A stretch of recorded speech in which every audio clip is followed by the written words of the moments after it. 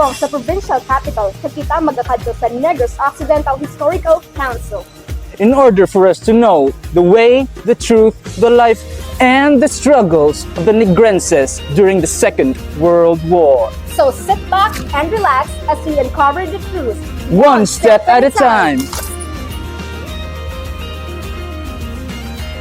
I am Solomon Locsin. I am the chairperson of the Negros Occidental Historical Council.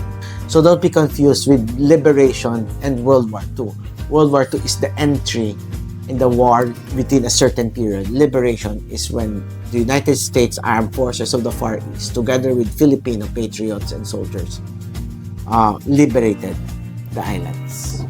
Our first question, during the war, did the Japanese go here in Negros Occidental? Yes, this is one of the primary targets of the Japanese army, simply because Negros during that time is an economic and political power. So it is very important to be here. In fact, during his escape from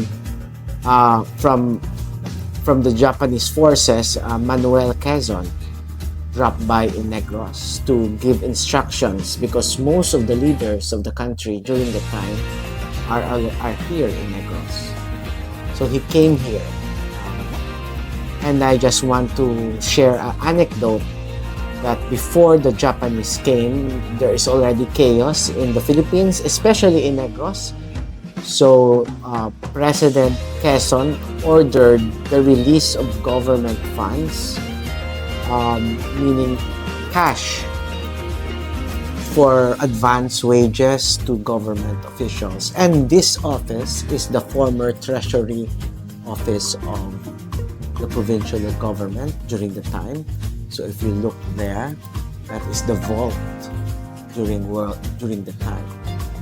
So there is chaos. Imagine people coming here and getting money from the vault before the Japanese came. When the Americans and the liberation forces came and arrived here, they landed in Pulupandan, then they crossed to Bago. The Bago Bridge, not the big one, may ara na some kind of ruins na.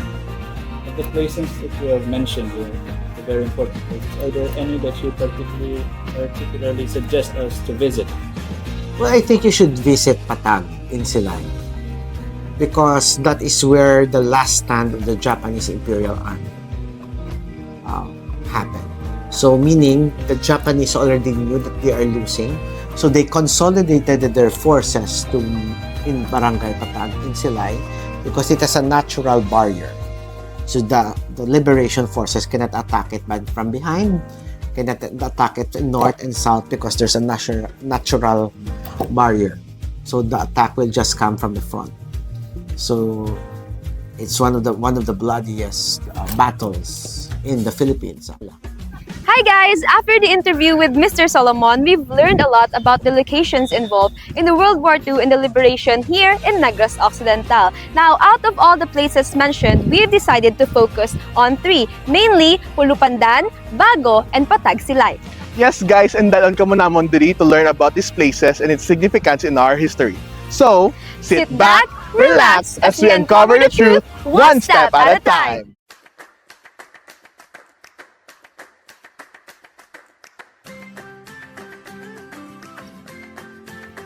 Welcome to the Isle of Pandan, Pulupandan, the home of Salapan Festival. I'm Sean Steven A. Magpanwa. I'm Maria Concepcion D. Fernandez. And kami ang kaupo di subong pa-discover ng Pulupandan Green Beach Landing Complex.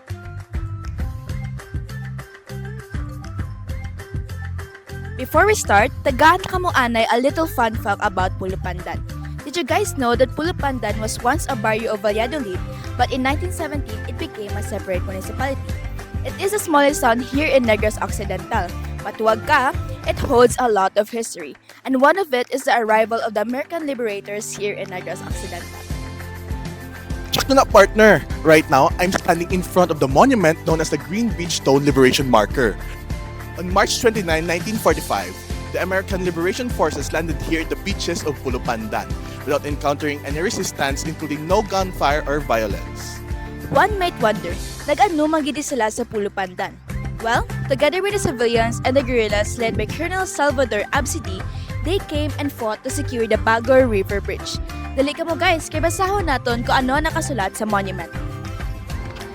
Sa dalampasigang ito sa pamumuno ni Major General Rush ng 48th Infantry Division, dumaong ang 185th Regimental Combat Team na nagdikta sa tulay ng Bago noong 29 ng Marso 1945. Sumunod ang 168th Regimental Combat Team noong 31 ng Marso 1945, ang 503rd Parachute Regimental Team noong 8 ng Abril 1945. Sumalubong ang mga sibilyan at gerilyang kabilang sa 7th Military District sa pamumuno ni Teniente Colonel Salvador Abisidi na itabuhin na mag-aanib na parasa ang mga Hapon tungo sa hilagang bahagi ng Negros. So mo to sa gali, no? According sa imbasa akong partner, this historical monument marks the 185th Regimental Combat Team of the 40th Infantry Division Sunburst, landing here in Pulupandan in 1945, and the subsequent taking of the Old Bago Bridge of the Negros Island. So this marks the end of our first sight. Tutok lang sa paglantaw as we move on sa aton next destination, kundi ang Old Bago Bridge. Gani sa liwat, sit back, relax as we uncover the truth one step at a time.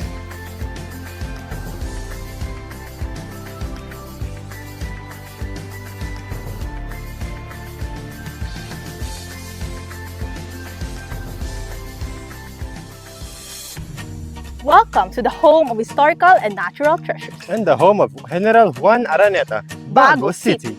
I am Ryzen Marie Famoso and together with me is Adriel Pereira.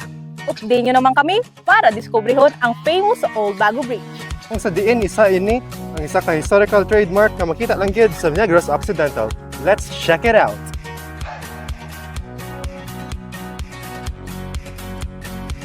Before kita magsugod, ano bala ang historya sa Bago City?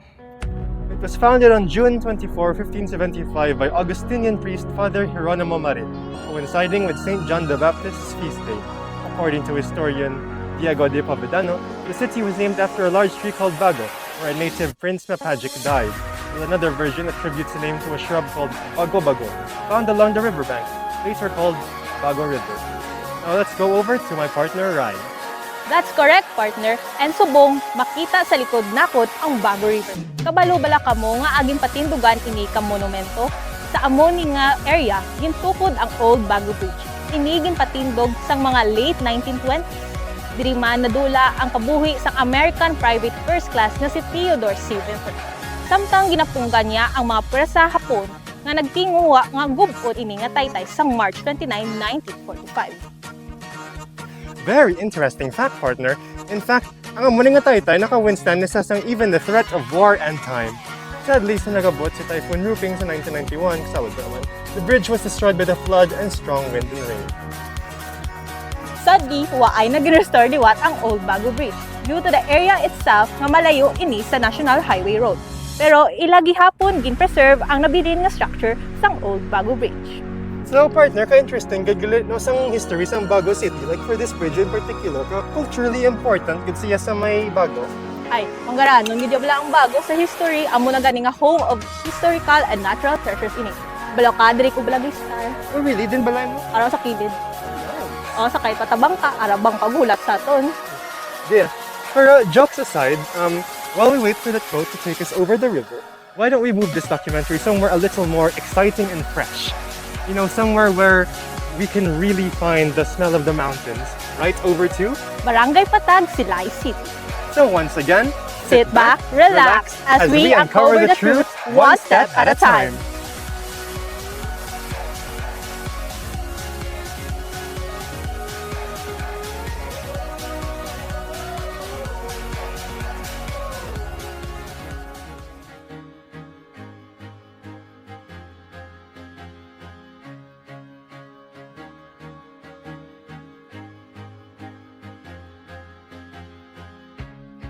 Finally! Ari na to guys! Welcome to Patag Silay!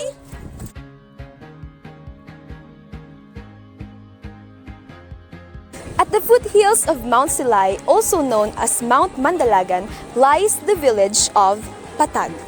This peaceful place once bore witness to one of the most intense chapters of World War II here in Western Visayas. During the war, the Nagano detachment of the Japanese Imperial Army retreated here for what they believed would be their final stand. Positioned on high ground, they had a strategic view of the Guimaras Strait and the lowlands. But history had other plans. Filipino guerrilla fighters alongside the Philippine Commonwealth Military Forces and the U.S. 40th Infantry Division successfully defeated the Japanese forces. And this very hospital, it served as their last stand. Years later, remnants like vintage bombs, ammunition, and skeletal remains were unearthed in this area, silent witnesses to the battles fought here. The hospital has a fascinating and complex history beyond the war. Built in the 1960s, it was originally established to treat patients with various conditions, especially tuberculosis. Over time, the building was repurposed as a mental institution, providing care to patients. However, in the 1970s, tragedy happened when a patient accidentally fell off a nearby cliff. This devastating incident led to the hospital closure and abandonment for many years. During that time, the building became surrounded by ghost stories, with locals claiming it was haunted by the spirits of those who passed there. Over the years, it became a campsite for Boy Scouts and Girl Scouts, earning its reputation as a haunted site among locals. But in 2011, the Silay City government gave it new life, transforming it into the Silay Outdoor Recreation Eco-Tourism Area, or SORETA. Today, it's not just a historical site, but also a place for recreation and relaxation. Did you know, Patag was also home to a Japanese-type 95 single-barrel 25mm anti-aircraft machine gun, one of the many artifacts left behind from the Japanese Imperial Army's presence here. Mike mo yan? From its hunting past to its vibrant present, Patag stands as a testament to resilience and transformation. So, di ba partner, damo gito yung may nabalaan sa Subo? Yes, and to our viewers, you can come here if you want to experience and uncover the truth one step at a time.